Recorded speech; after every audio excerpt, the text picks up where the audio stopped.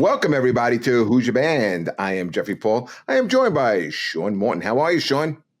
You know, Jeffrey, you are lucky I am not a gay man like you are, because with that haircut, I would come over there and make your hiney sore. Let me just tell you. For the people who only listen, Jeff got his summer haircut today. This is a good haircut. Summer haircut. Oh, this is like it's different. Like it's different from any other dopey haircut he's gotten every month of the year for the last 60 years that I know him. No, it's brought in on the sides. It's kind of like it's almost like a mohawk in a way. It's not a mohawk in the least bit at all. No, you got to see it when it's called shaved on the side. It's called shaved on the side, receding on top is what it's called. Well, it is receding. It's receding. I have it too. It's okay. I Rogaine every day. I don't care. I don't care how my third ball of my tail feels. I'm going to have a full head of hair soon. I'm totally fine with it. Listen, the only way that's going to happen if you go to Turkey. No, it's not that bad. Look, I'm getting better. That's not. It's horrible. Stop it. It's getting better. It was bald. Listen, there are old video from this which we can pull up where you fucking look like an egg. Okay. Oh, and yeah, when I had the shaved head and you're like totally. Completely shaved. Yeah, I did that a bunch of times. I can't do that anymore. I got a big scar here too, and I got that. I got the fat rolls in the back of my neck. I don't have like super fat guy fat rolls, but like they're like English bulldog. You know what I mean? Like they're not. If it was a pack of Franks, how many would it be? It's only one big Frank. Okay, it's not like but I got a big head. You know, I got a Malamute head. You know, so. You know, I got to do what I got to do to, I mean, thank God the face is fucking fantastic the way it is. You know what I mean? Yeah. Like the face is perfect.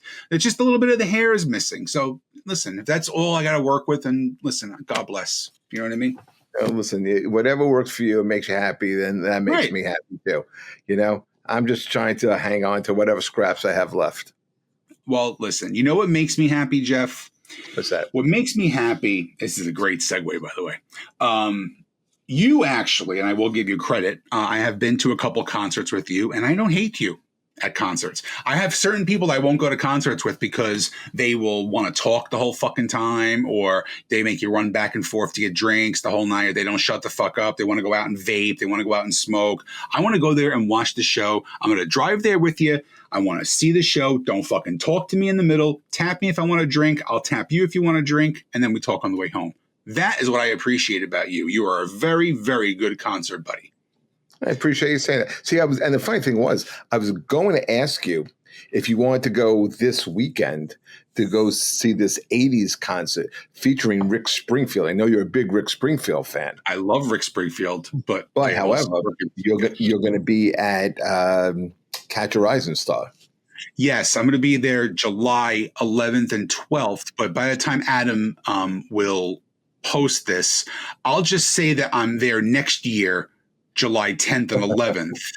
So I'm usually there the same weekend every year. So by the time it comes out, I'll be there that weekend anyway. But you'll do it out of spite. It'll be a spite post. Spite post. Yeah. It's a fucking spite post. Yeah, no, I have this is the first Saturday I decided to take off. I had something canceled. I'm working the next couple of days anyway, so I'm like, hey, this is perfect. I don't need to rush it. Terry loves this the bands that are playing. It's Springfield, it's John Waite, it's Paul Young, it's Wang Chung, and it's John Cafferty. And I just read today that they're all doing full sets. They're not doing full sets. Well, no, I mean all right, I don't mean they're doing hour and a half sets. Well, Rick Springfield's doing a full set, but you're only doing like 10, 12 songs. They're doing, I checked it, but they're doing like 6 songs, the other people, which is not bad. If you're having a big lineup like that, they're going to do all the hits. They're not going to play the new fucking single. Do I even know 6 songs from Wang Chung? No, he only has 2 songs. I mean, Dance Hall Days and Everybody Wang Chung. Yeah, that's it. You know, do it twice and that's it. That's your set. Dude, when I saw the New Kids on the Block concert a couple of years ago, that mixtape tour, I think I told you about that, right? Still one of his best concerts. I still can't believe you went to that. I absolutely love. I went with my cousin, and it was an amazing show. But I love the way they did it. Is they called it the mixtape tour. So the show starts, you see New Kids on the Block come out. You're like, what the fuck is this? And they're doing 3 songs, and then they walk off. Then Salt and Pepper comes out and does 2 songs, walks off. Rick Astley comes out and does 2 songs, walks. It was really cool. And the reason I thought of that was because Rick Astley did "Never Gonna Give You Up" 3 times that night. So when you were hanging out with the guys in the bathroom doing poppers, did you miss any of the concert, or you caught everything? You mean me and the other 4 guys that were at the concert? Well, somehow you found the 4 other gay guys at the concert. There were 4 guys at the concert. You all went together. It was a nice night with my cousin. I went to go see it. I was in a suite. It was a beautiful night. But that's, talking about this. So the reason why we started talking about concerts today was we saw the greatest concert in the history of all rock and roll and metal concerts. It's not full set. That's wrong, because I looked at the set list and they added John Cafferty to this. It's okay. You don't have to cut me off as fucking usual. Jesus Christ. No, because Adam pulls this up, so I wanted to address it. Go ahead, John. It's so sensitive. What was I saying, Jeff? You were talking about the reason why you went to go to see the gayest concert. So the greatest concert that we have ever seen in our lifetimes was this weekend. Was the Black Sabbath Ozzy Osbourne finale concert. Now, we are not going to talk about that concert today because next episode, we are dedicating the entire episode to that concert because our friend Jim Florentine, who was there covering it for Sirius XM in the Boneyard, is going to be on the show talking about the whole concert with us. So that's a separate topic. But since I did give Jeff some, kind of props, we're going to talk about our top 5 concerts that we've ever been to. Now, as somebody who's been to, I've got to say at a minimum 500 to 600 concerts in my life. This was not a hard list to pick, if that makes sense. There were so many standout shows to me, but for me to narrow it down to 5 was not a hard thing for me to do at all. The directives that you sent, you talked about not only concerts, but concert experiences. So I have a couple of very interesting things on my list, and narrowing it down to 5, it was a little tough because I had to leave off seeing Queen on the jazz tour. I had to leave off going to Lollapalooza. I had to leave off a lot of shows on here because these shows either meant something to me or there was just they were just amazing shows. So, and that's what I'm glad you said that, because every single one of the 5 that I picked is an experience. Okay, every single one. So get us started with that, and get us started with your number 5. So my number 5, I've talked about it a bunch of times on the show. That my first concert was, Willie Nelson and Johnny Cash and Waylon Jennings when I was like 6 years old. Was that the Highwaymen? No. It was a July 4th, 83. Stray Cats were on the show too. It was a great, great show, right? That was at my first Meadowlands, right? At Giant Stadium, yeah. Yeah, it's a great show. So for my number 5 pick, it was a full circle moment because my mom took me to that concert when I was 6, and I took her in 2003. I think it was January 2003 to Willie Nelson's 70th birthday extravaganza at the Beacon Theater. And I'm still doing it 20 years later. It's 23 years later, but listen to the people that I saw on that show: Ray Charles, Kenny Chesney, Eric Clapton, Elvis Costello, Wyclef Jean, John Mellencamp, Shelby Lynne, Diana Krall, Toby Keith, Norah Jones, Ray Price, Paul Simon, Shania Twain, Steven Tyler, and ZZ Top, all on one concert. Yeah, that's insane. And there was other people there too, like Bill Clinton and, a lot of big celebrities and stuff, but they taped it. It was actually released in 2003. Obviously it wasn't the whole show that they put the whole thing out. It was like a 3.5 hour show, but the biggest. What's that? I'm going to say, did they do all Willie Nelson stuff, or did they sometimes do some of their own stuff? They were doing like 1 or 2 songs a piece, but a lot of them did just Willie songs, or they did versions of country versions of their songs. The only prima donnas on the whole show were ZZ Top. They would not go on until their sound was absolutely perfect. They made the whole production wait about 20 minutes. And what they do? I don't even remember. That's how. And I got to tell you, they got no reaction from the crowd either. but we had great seats. I'll never forget it. We had like first row balcony I mean, seats. the Beacon And, that's a great theater to see a show like that. absolutely love the Beacon. One of my favorite places to see a concert, So that's my number 5.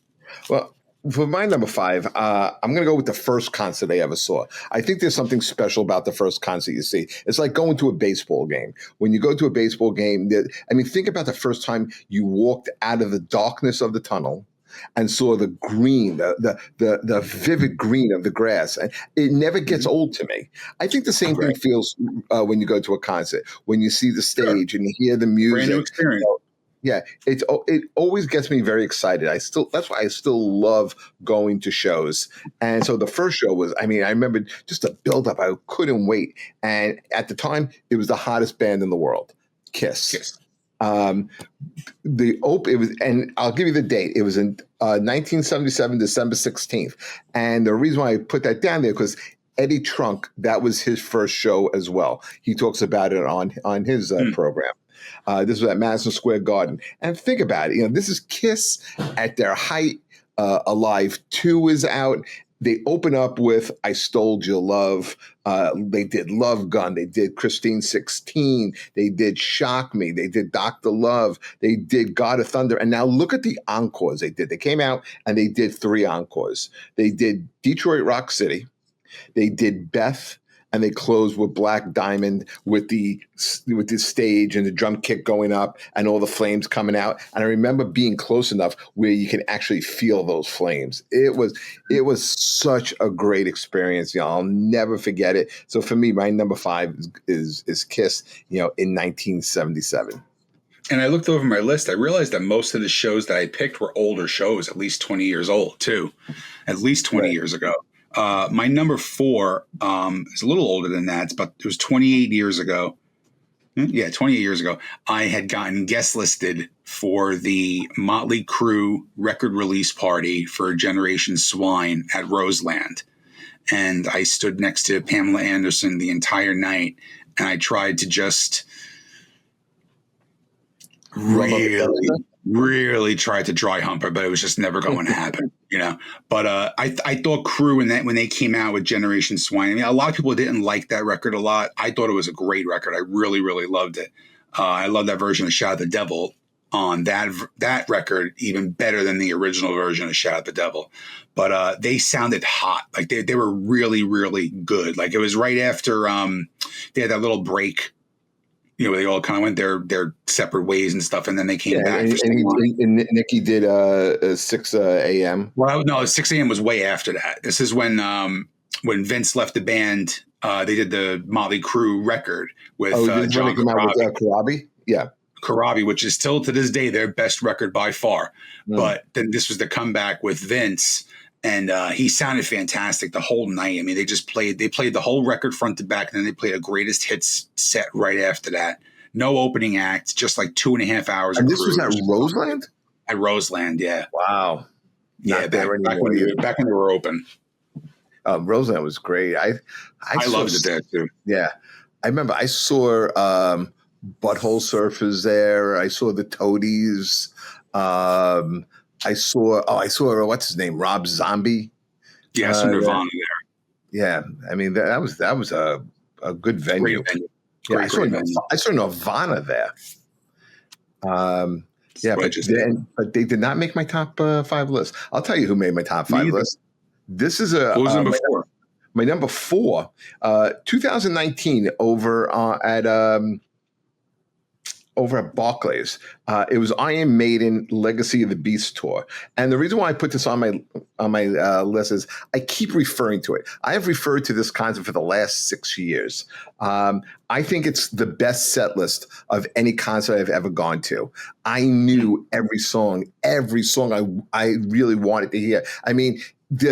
With Maiden, listen, they could have done 50 songs. I would have said, "Oh, but why didn't you do?" I would have said, "Why didn't you do?" Murders in the Rue Morgue or something. I would have found something that they didn't do. But the opening, Aces High, when that opening was great. With the video and the plane flying overhead, it was so cool, man. Then they went to where Eagles Dare, 2 Minutes to Midnight. I think they just did so many of my favorites: Revelations, Wicker Man, Flight of Icarus, Fear of the Dark. And listen to this encore. They did 3 encores. They did Evil That Men Do, which is a fantastic song. Mhm. Hallowed Be Thy Name, which may be my favorite song of all time. And Run to the Hills is what they closed with. I mean, that is an insane set list. I think their next turn around, I'm going to go see him again. But I don't ever think they'll ever do a show that topped Legacy of the Beast. It was, the big rumor going around is 2026. They're saying the big rumor going around 2026 will be the finale tour of Judas Priest, Iron Maiden co-headline tour. Is that going to be a stadium tour?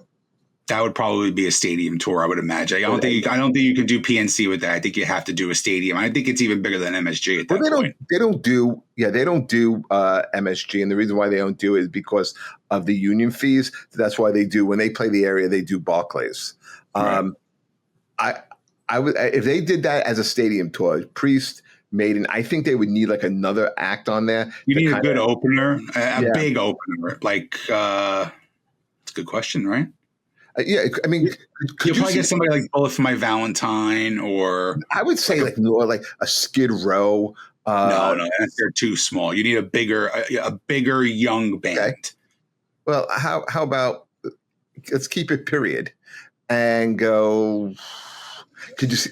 I don't think the Scorpions have it in them to tour anymore. No, but if you put Scorpions on there, that would fill it.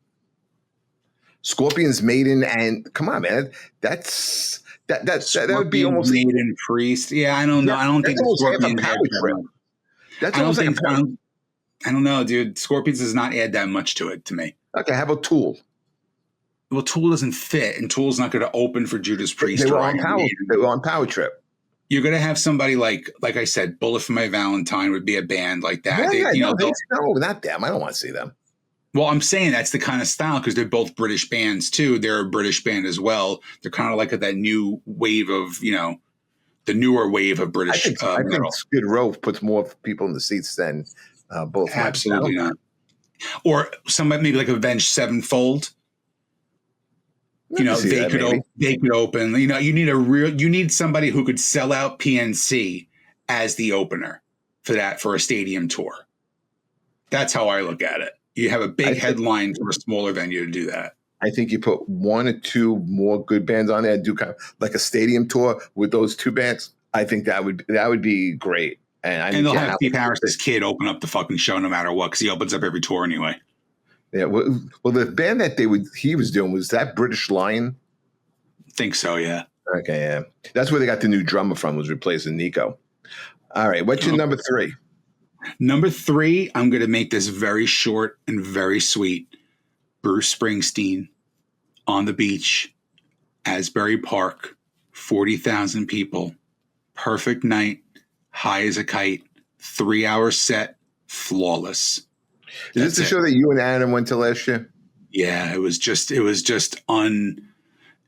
perfect, and that's all I have to say about it. It was a perfect show. The set list from that show was absolutely flawless. Like you said with Maiden, and Priest is a band like Maiden too, who does not play the same set list all the time. You got to get a variation. They do their tours, Maiden, where they have like their set. Like they don't ever go on 3 different tours and play the same set all the time. You know what I mean? That's one thing I do like about them. But Bruce, you get a different show every night. So hearing stuff like Jungle Land there, you know what I mean? That was just unbelievable. I've seen him a dozen times. I've seen him over a dozen times, and that was the way nothing you were saying it with your eyes closed. It was. No, I'm trying not to look at that dopey fucking haircut. So That's what I'm doing. What's your number 3? My number 3 is a combination. You talk about older shows. This is an older show as well. This is the second concert I ever went to. This was Black Sabbath with opener Van Halen. Okay.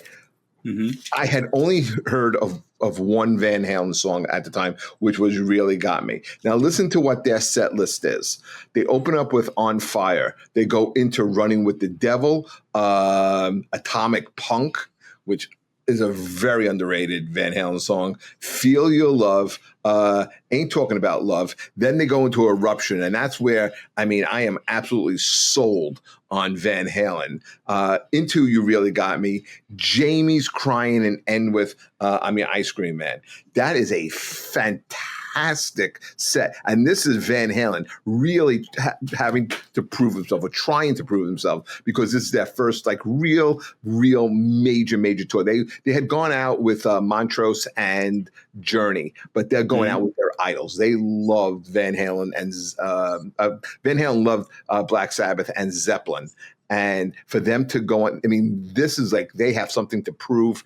Eddie is absolutely on fire. He's ascending. David Lee Roth is amazing. It was great. And then Sabbath comes out, and Sabbath was going through a little bit of dissension, but their set list was also insane. They had opened up with "Symptom of the Universe," which is a great song, which I wish we're talking about the concert from the other night, because I was a little disappointed with that "Symptom of the Universe." Agreed. Okay, you know what I'm talking about. All right. Yeah. They go into War Pigs. There is nothing better. Have you ever seen Sabbath live, Sean? Oh my God! Yeah, of course. Okay, there is nothing better than hearing those sirens and Iommi's opening chords of that song. It really puts you in the mood for Black Sabbath. Then they go into Snowblind, Never Say Die, which also about that concert. Horrible. Never Say Die is one of my favorite songs. Not that day it wasn't. And then they go into Black Sabbath. I don't care. I mean, the reviews on the tour was how Van Halen was blowing Sabbath away. But the set list was incredible. They still were great players.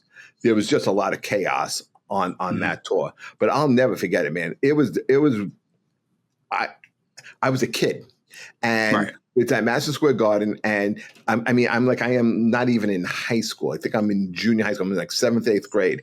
I think I'm in 7th grade going into 8th grade, and these huge biker guys took our seats. And I tell my cousin, I was like, tell him to get out of our seats.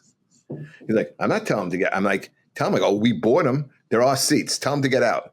And like everyone's afraid to say something to him. So we did what people do at concerts. We moved down and got better seats. It was also one of those shows where Florentine could probably back this up, because he did stuff like this at the same time. I don't know if he did what I did, but we used to take packets of firecrackers and you tie the tips together, light it, and then you threw it up in the air. And it would go off you hoped it would go off in the air before it landed. And there was like fires all over the place, people throwing smoke. I mean, it was insane. It was the most chaotic thing I've ever seen at Madison Square Garden, but it was really raunchy. It was really Black Sabbath. It was metal. It was rock and roll. I have an honorable mention too after the top 5. Don't forget to remind me to mention it, because it just came to my head. Otherwise, it would have been on my top 5 already. I just forgot about that show. I will make a note of it. So number 2, my number 2 and number 1 are 2 different bands, but they are my 2 favorite bands. So I had to pick the experiences from those bands, and I've seen them both numerous times. One I've seen 7 times. One I've seen 25 times. Number 2. Was the first time that I saw Guns N' Roses on the Not in This Lifetime tour, the first go around of the tour. And I grabbed my buddy Mike at the time and I said, hey, listen, we're going to go to Philly. It's the first show. They're playing Philly before they play MetLife. He goes, you really want to go to Philly? And I said, yes, because I know I'm going to start weeping openly. And I don't want a lot of people that I would probably know to have a witness to that. And he was breaking my balls, thinking I was full of shit. And we get there, and Lenny Kravitz opened up. He was a phenomenon. He was absolutely killer opening act to hear in a fucking stadium, you know. And so you see this huge stage set up, and we're all the way in the top. We're at the Link in Philadelphia. And I'm like, I'm going to be cool. I'm going to be cool. I'm going to be cool. Lights go out. I'm getting fucking happy. And the first notes from It's So Easy, dun, dun, dun, dun, dun, dun. I'm like, oh, fuck. And I just start, I'm done. I'm fucking bawling, crying throughout the first 3 songs of that night. Then the rest of the show was phenomenal. I love Guns N' Roses. I used to They love were Guns so N' good Roses. too. They were Yeah, so good. And the only gripe that I had was on the last go around, they add these weird cover songs in. they have to fill out the set. They don't have to fill out their set. They have so many amazing songs they can fill into that set that I don't have to hear fucking Wichita Lineman by Glenn Campbell. You got to hear which. It's a great song. Not from Guns N' Roses. It's not. Oh yeah, it's a good one. I'm glad they did that. No, I mean, or the theme from Godfather. Yeah, the theme from God. Yeah, and they do Black Hole Sun, which I thought was cool when Cornell died, right? So then they added in Slither from Velvet Revolver, which I thought was great, and he does it justice. He does it justice. I should say, did it justice, because as we will talk about in the next episode, oofa. Yeah. A lot to talk about with Guns N' Roses. Mm-hmm. Mm-hmm. Your number 2. All right, so now my number 2 and number 3 are going to be from my days of working shows. And David Bowie in 2002 did this thing called the New York Marathon. And what he did was every night he played in a different borough in an obscure venue. So he comes to, he's going to play Staten Island. And man, I just wanted to see it because he's playing this very, very small venue called the Snug Harbor Cultural Center Theater. If it fits 700, that's a lot. Mm-hmm. Okay. Not only do I get a chance to go to it, I work it. And my post is I am right on stage right. I am first row right there. Okay. I mean, I'm not missing a thing. It's the greatest thing. Okay. I'm able to go backstage. He opens up the show with Life on Mars. Like you figure, okay, he's doing these small little venues. He's gonna play an obscure set list. He's playing like major Bowie hits. He's doing Life on Mars. He's doing Ashes to Ashes. He does China Girl. He does Fame. He did I'm Afraid of Americans. He does Rebel Rebel. Heroes. He does Hollow Space Boy, which is one of my favorite songs. That was when he was into his industrial phase. He was real. In fact, he later on goes on tour with 9 Inch Nails, and I saw them on that tour too. And they did something very interesting there. 9 Inch Nails opens the show, and then as 9 Inch Nails is ending their set on the last song, the drummer leaves, the bass player leaves, the guitar player leaves. Trent leaves, and then Bowie comes on, and they just like there's no time off, one into the other, and they just Bowie takes over. Yeah, they do. He does Let's Dance. He does Ziggy Stardust. It was great. I mean, you're never going to get a chance to see an artist that huge, that accomplished in that type of venue. I felt it was kind of like a once in a lifetime type of thing. And so for me, my number 2, David Bowie in 2002 at Snug Harbor. That's a great pick, man. I mean, my number 1 is it's not going to be a very known pick. But I will tell you that if it wasn't for this band, hold on a second. Before you do number 1, give your honorable mention.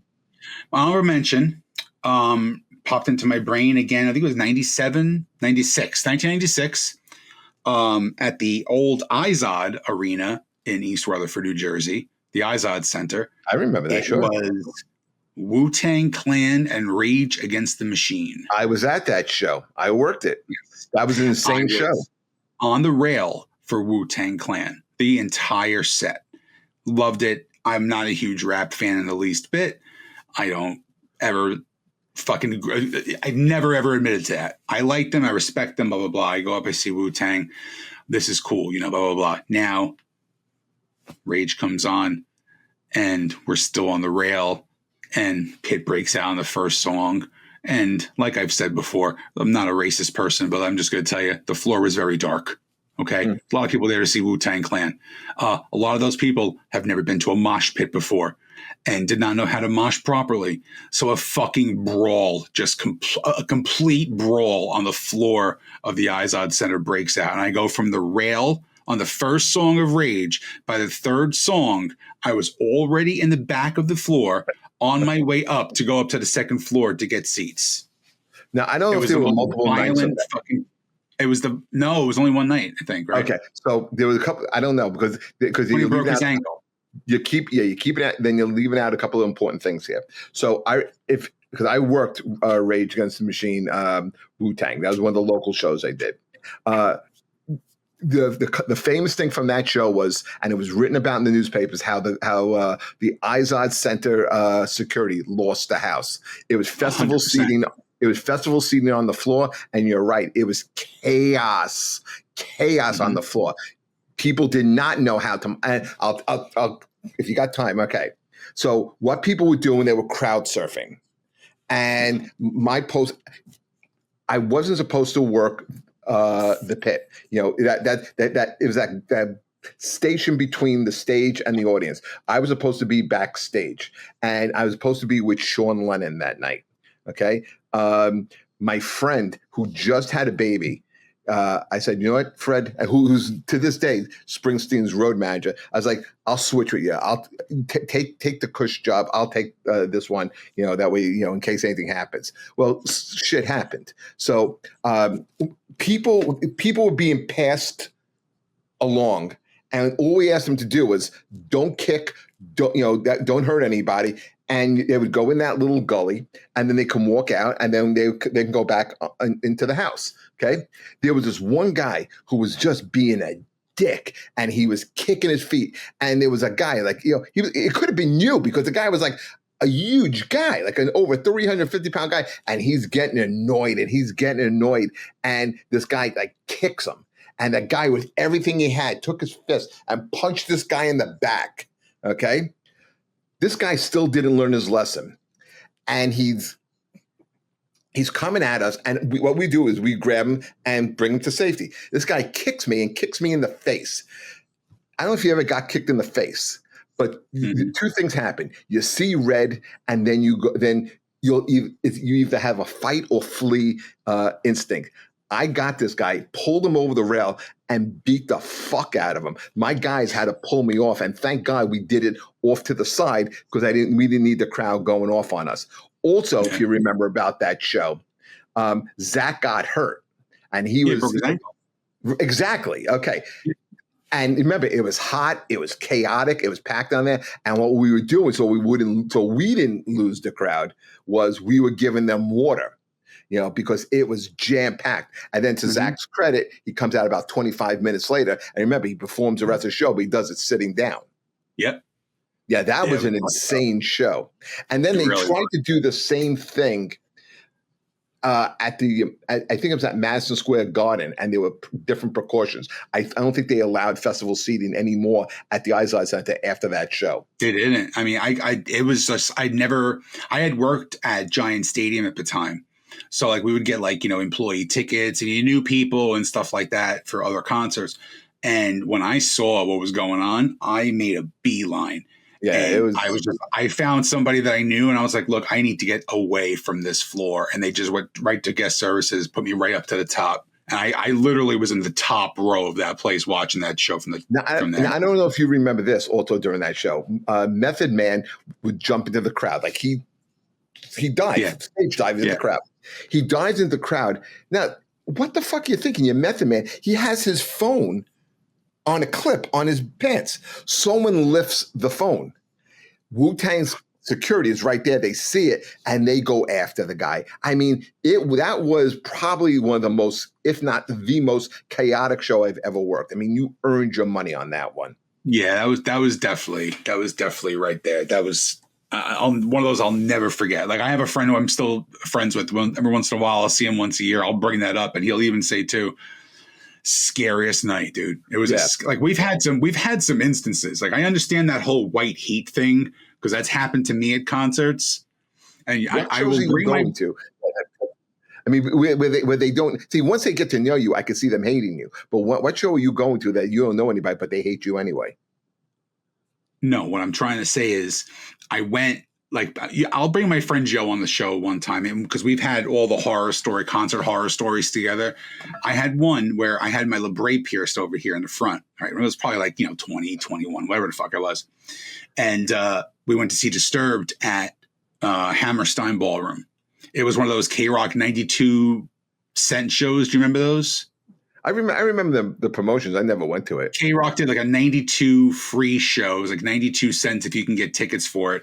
And some of them were shitty, Like I went to one, it was like Seven Mary 3 Days of the New in Chumbawamba.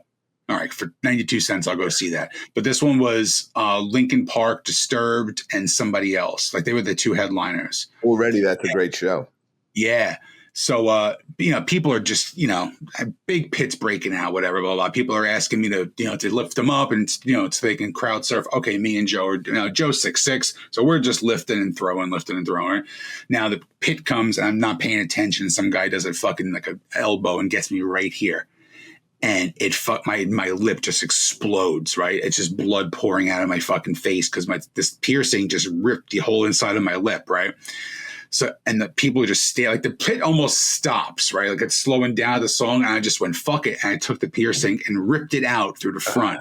And all you heard was, oh! So now I'm pissed. I'm fucking pissed, right? So somebody's tapping me on my shoulder. Can I go up? Yeah. And we pick them up and, another one. Yeah. Now I'm getting annoyed because I want to watch the show and I'm launching these fucking people and somebody just taps me and I'm not paying it. I'm ignoring it. Another double tap. Now that they won't stop tapping, I just looked around, I picked them and I throw them. And then anybody that was near me, I was grabbing by the back of the neck and by the pant. I was picking them up and tossing like this and picking and toss. I must have done 4 or 5 of them, right? So we leave Hammerstein and we're going back to the PATH station down the block. We stop at the McDonald's and we go inside to get food for the ride back to Jersey and walking down the steps and this little kid flinches like this. And I hear him go, "It's the fucking guy who threw me." And his fucking face was all fucked up. He must have launched him and he landed on his fucking head. It was horrible. Fucking horrible. But I get that. I get the white heat. All right, so what's your number one? My number one. That's a good honorable mention. If I didn't find this band, you would never have met me. Take that as a good thing or a bad thing. Jury's still out. Reason why I say that. I wrote songs. I had a lot of stuff to get out. I always thought about wanting to have a band. I heard this band. I decided to have a band. I had my band, became a comedian, Made You podcast, all because of this band. So this is a band called Life of Agony. They're my favorite band. Now, the problem with the band was I came on late. They came out in 93. The first 2 records are masterpieces.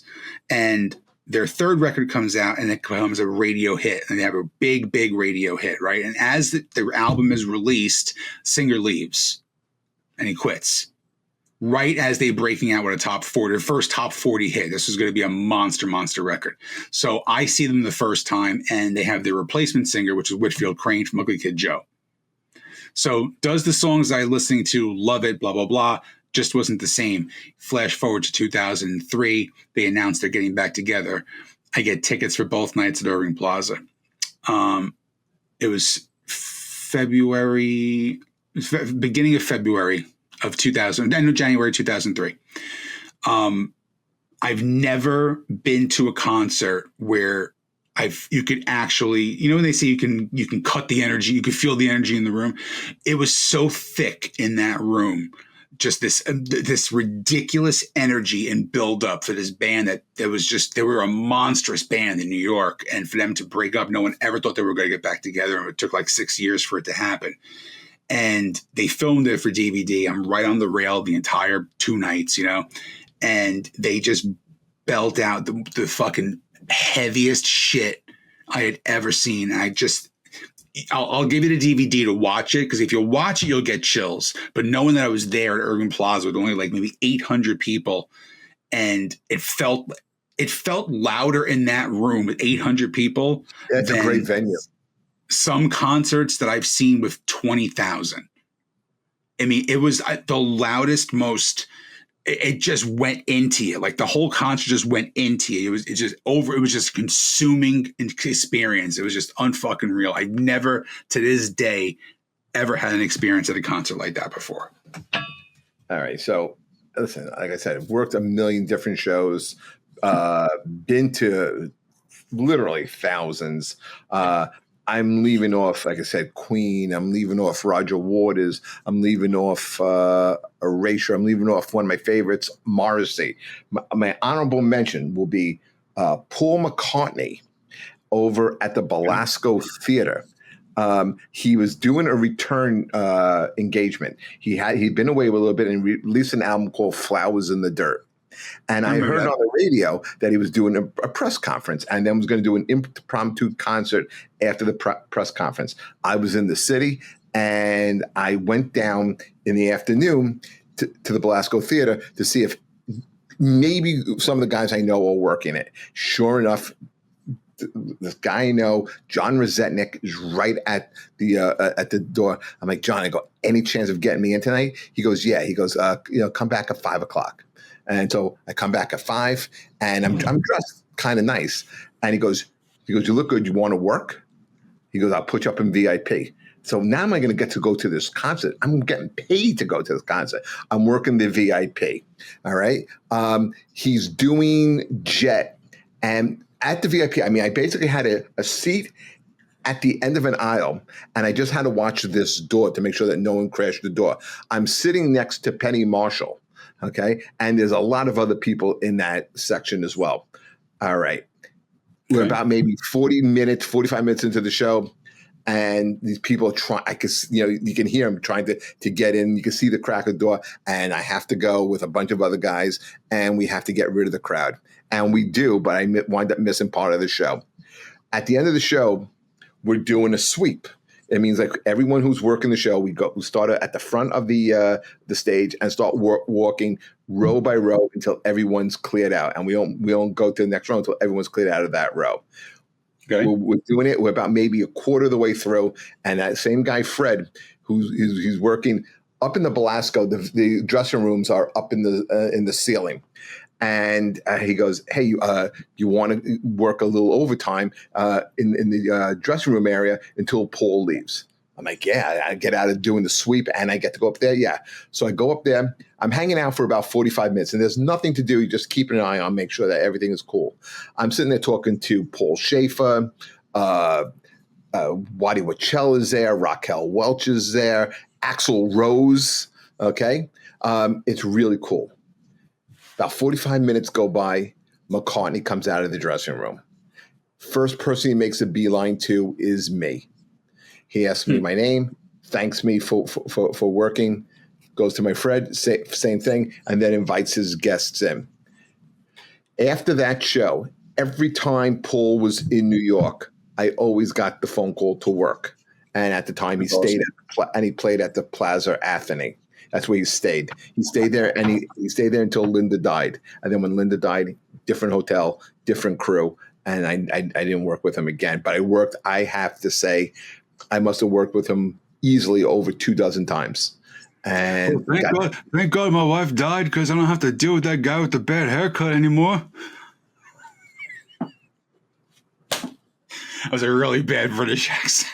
No, get out of here. That was British. I didn't know. I thought maybe you were having a stroke or something. I thought maybe, heat wave or something. You're wearing this stupid sweatshirt. I didn't know what that was. I am wearing a hoodie. Yeah. But so that's my honorable mention.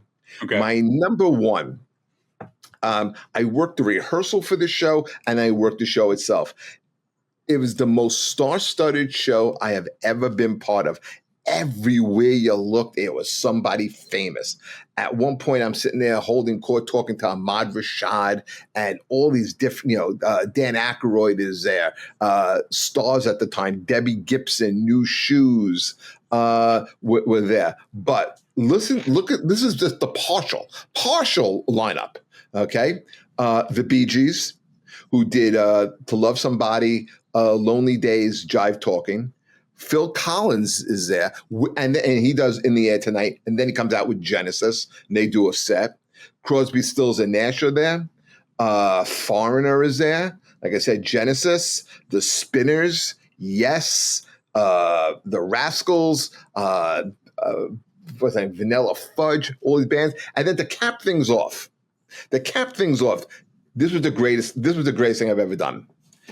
And it was the rehearsal. Zeppelin comes in. They drive up, and my job is I meet them. If you're ever at Madison Square Garden, you drive up into the ramp area, and then the stadium, the concert floor is on the 5th floor. It's me, their manager, Jimmy Page, Robert Plant, John Paul Jones, and Bonham's son, Jason. Okay. Jimmy gives me his guitar. Not the last time he gave me his guitar either. He gives me his guitar down the road also at the Rock and Roll Hall of Fame when they did it at the Waldorf Astoria. Okay. Now Zeppelin's going to rehearse. This is on the Friday night. The show was on Saturday. We have to clear the floor. They don't want anyone in rehearsal. I'm maybe one of 25 people who get to stay in Madison Square Garden. This is what I heard. Cashmere, Heartbreaker, Whole Lot of Love, Stairway to Heaven, Misty Mountain Hop. I mean, is the closest I've ever really come to seeing Zeppelin. I never saw them with Bonham. Yeah, that's great. But I saw them with 3/4 plus the Sun doing an abbreviated set. Off the charts, amazing. That the rest of the show sucked, but I would definitely see that. No, listen, the rest of the show, if you go on Setlist and look at Atlantic Records' 40th anniversary concert, and that took place in 1988 in Madison Square Garden. That's what I was going to ask. And I start, my brain's going again, and I start thinking about all the other fucking shows that are these monumental. I went to the John Lennon's 75th birthday concert. Where was that? At the theater at MSG. I mean, everybody and their mother was there. It was Train and Eric Church, Chris Stapleton, Chris Christopherson. That's a good one. And I guess they did all that was Beatles. on TV too. That was on TV a long time. Beatles stuff? Oh my God, yeah, they did a ton of Beatles stuff. I'm gonna pull it up real quick. I remember it was in the theater at MSG, and they taped it with Kevin Bacon was the host.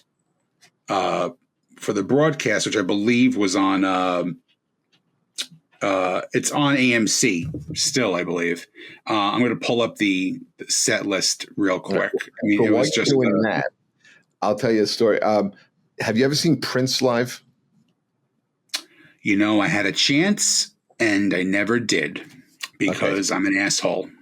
Only time I saw Prince, I met this girl from California. And she was like, Prince was doing a fundraiser show. Do you remember the Palladium on 14th Street? Yeah, of course. Okay, yeah, it is now fucking dorms. Okay, it was such a great concert venue. I saw Rush there. It was the first time I saw Maiden there. The first tour ever with Bruce Dickinson. But Prince is playing this show, and I don't even remember sitting in seats. We were like on this box, like these lounges, and it wasn't. It was a Palladium, but the Palladium had kind of like turned into almost like a dance club. But Prince did a show there. I remember just being like so close to him, and it was. I mean, again, it's Prince, and you're seeing him play guitar, and he's doing like this was after Purple Rain too, so I remember him doing Darling Nikki, and I loved Little Red Corvette. I loved the guitar solo in that. It was great. He did a residency at City Winery. Did you know that in New York City? Prince? He did 4 nights in a row with. He was doing this was probably only a couple years before he died. He did this little side project. I think it was called like Third Eye Girl or something like that. I got to look it up, but they were doing shows and they were doing like a late show at like 11 o'clock at City Winery, and Prince showed up and word got out that he was getting there. And they just said, you know what? Yeah, Prince is coming. And he would play till 4 o'clock in the morning with this band. And then he did it 3 nights in a row at City Winery. I mean, I wish I had seen him more. I got to see him. I got to see Michael Jackson on the Victory Tour. Another interesting show I had did was Bob Dylan's 50th birthday. And what was famous about that show, and I was backstage when it happened, this was the show the week before Sinead O'Connor had ripped up a picture of the Pope on Saturday Night Live. She comes out and she starts getting booed mercilessly. Okay, she cuts her set list short and she runs backstage and she's hysterical. I'm watching this. George Harrison, goes over and consoles her. And I'm watching all this, and they throw out Mike McCready and Eddie Vedder, and they're doing an acoustic set, and they did it some more song of Dylan's. Interesting side note on that show. That show was on a Saturday. I worked a rehearsal on a Friday night, and I'm running the production office. I have a desk in Madison Square Garden at the production office, and I found $300. For some reason, Ron Wood comes into the production office and goes, "Hey, we're all going out for a whiskey. You coming?" And I'm like, I would love to go. I mean, I'm invited out to go have a whiskey with Ron Wood and all these rock stars, but I'm actually a helping hand. I'm a worker here. Right. So I had to stay. And the thing is, nobody claimed the money. So at the end of the weekend, I got to keep it. Listen to this lineup. I mean, I knew it was a great show. I didn't realize just how great of a show this was. Okay, so hold on a second. Which show is this? This is the John Lennon 75th birthday. Okay, and this was at the theater in Massachusetts. So they did it in the main room. No, the theater was in December 2015. So it's John Fogerty opens up the show and does "Give Peace a Chance" and "In My Life." Peter Frampton does "Norwegian Wood." Juan S. does "Woman." Aloe Black comes out and does "Steel and Glass" and "Watching the Wheels." Sheryl Crow does "A Hard Day's Night." Chris Christopherson and Tom Morello do "Working Class Hero." Then Chris Stapleton, Sheryl Crow, and Brandon Flowers from The Killers do "Don't Let Me Down," which was amazing. Chris Stapleton, Chris Christopherson, and Willie Nelson do "You Gotta Love Your Hideaway." You Gotta Hide Your Love Away. Hide Your Love Away, yeah. The Roots do "Mother." Spoon does "Hey Bulldog" and "Cold Turkey." Willie Nelson comes out and does "Imagine." Brandon Flowers. This was, I think, the best performance of the night. Brandon Flowers from The Killers does "Instant Karma." Pat Monahan from Train did a great version of "Jealous Guy." Eric Church did "Mind Games." Tom Morello did a fucking killer version of "Power to the People." Steven Tyler does "Come Together." Steven Tyler and Eric Church do "Revolution." Peter Frampton, Sheryl Crow, and Aloe Black do "Happy Christmas, War is Over." And then the entire cast comes out and does "All You Need Is Love" to close the show. How did they not do that in the main room? I don't know, but let me tell you, it was this big. It was amazing.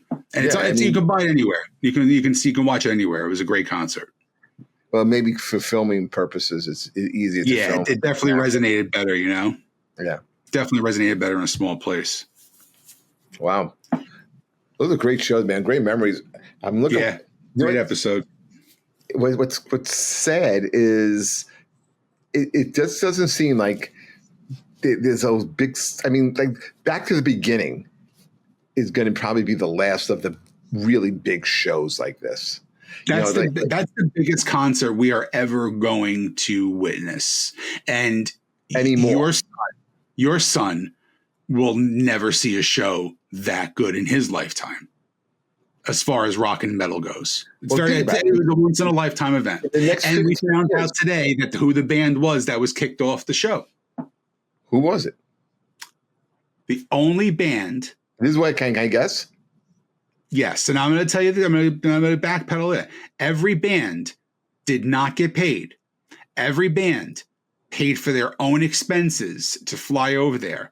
All their hotels. Every band paid for everything. They raised $190 million for Ozzy's charities. One band wanted money to play the show. I'm going to guess it was Megadeth. Nope. I thought it would be that Megadeth too. Wasn't Maiden. Motley Crue. Oh, I could see that. The only band who wanted money to play was Motley Crue. Nicky Sixx is a dick sometimes. Yeah. But again, best show. But next week's episode, we will have Jim Florentine on here. I want to get his firsthand experience. There's so many things I want to pick his brain about from that show. Because I personally still think the best concert the biggest concert I've ever witnessed in my life, with the exception of Billy Corgan and Axl Rose. And we'll talk about more about that next week. Yeah, let's say that for next week. So guys, enjoy this episode. This was a great one. And next week, like I said, we're gonna be breaking down the back to the beginning show, the Black Sabbath, the Ozzy farewell concert with special guest Jim Florentine. Until next time, guys, please continue to listen, subscribe, and we'll catch you next time. Goodbye, everyone. Lit.